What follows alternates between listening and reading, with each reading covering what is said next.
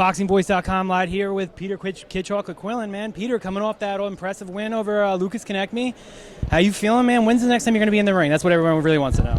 Well, if they told me to step in for some opponent tonight, I will, because I'm ready all the time. This is my job, and I don't take no time off, so I'm ready for the best and ready for the willing to take the best on in the world. So now that you say that, a lot of the best of the middleweight division over on the other side, does it frustrate you that you might not ever get the credit that you deserve because you can't fight them because of promotional ties? Not at all. You know what I'm saying? I'm the American champion over here. Fighting on Showtime, and eventually, you know, to be for namesake, a lot of guys will have to fight a guy like me. So as long as the money is going to be right, I think the networks can always put a lot of their difference aside, put the money up for the fighter that they put their money on, and then go on with the fight. So with that saying, there's two people over there, obviously, that are holding the other titles. It's Gennady Golovkin and then Sergio Martinez. If you had to choose who you fought next, who would it be and why? Well, let me tell you something. I would choose the winner of Cotto versus Sergio Martinez only because of the name. And then I would choose Gennady Golovkin number 2 because he's the one right now that a lot of people are putting, you know, that title on. You know, they putting high expectations on him. So that kind of fight is the kind of fight is going to make my whole career. But like first, I would like to take the accolades away from a guy like Sergio Martinez or Cotto, who's got the namesake and got that green belt. So say if Cotto does win it, obviously it'd be put in New York, and we know you're from New York too.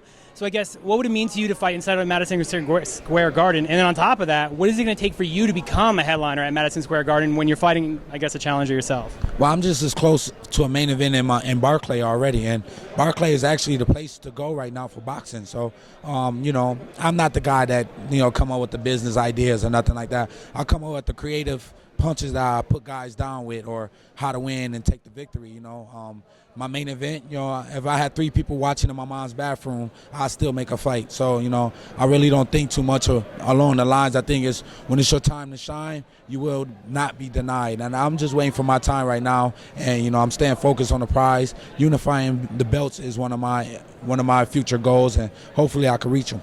So an undercard fight today here with Jay Leon Love and Marco Parabon. Does the winner of that fight intrigue you at all, or because it seems like they're trying to set you up for either Danny Jacobs or even Curtis Stevens is trying to get his name into the mix here. I guess if you can't get the winner of Sergio Martinez next, who do you want next? Because I mean, we got to know that's Golden Boy. So. Well, you know, I have a WBO middleweight title, and the number one you know, guy that's in contention for my belt is Billy Joe Sanders in the UK. You know, the guy that I just fought was number 2. You know, he had the WBO European title of my belt. So, you know, I would think that would be a smart fight for me to take one of those guys who's, you know, earned the challenge, you know what I mean? But, you know, a lot of people and a lot of fans here would like to know people that they're familiar with, like Danny Jacobs and, you know, Curtis is those guys that, you know, American fans are familiar with. But like I said, man, I just go in the gym every day. I work very hard, and I get ready for anybody in the world. Before I won the title, people ask me, you know, who you want to fight, kid? And I go, I said, you know, I fight my own mother. She had a middleweight strap, and I'm glad she didn't sign the contract.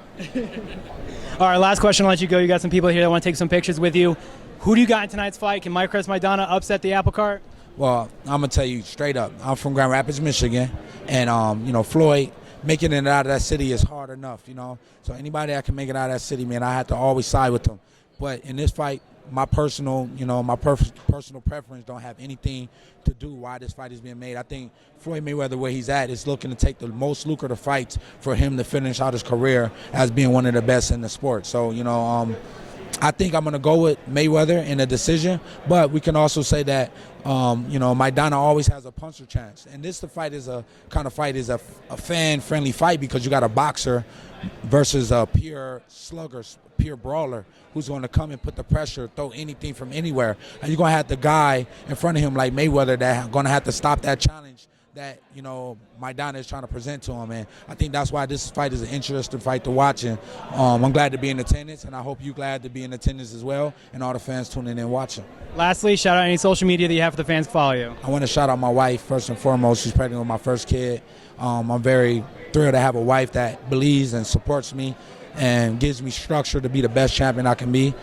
Second, I want to give a shout out to my fans that support me for all the greatest reasons. I do this for you guys, and the eyes of you guys make the strength of me.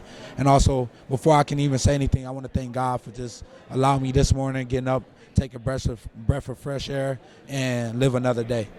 You don't want to give out your social media? Yeah, make sure y'all hit me up on www.kidchocolate.com. Make sure you hit up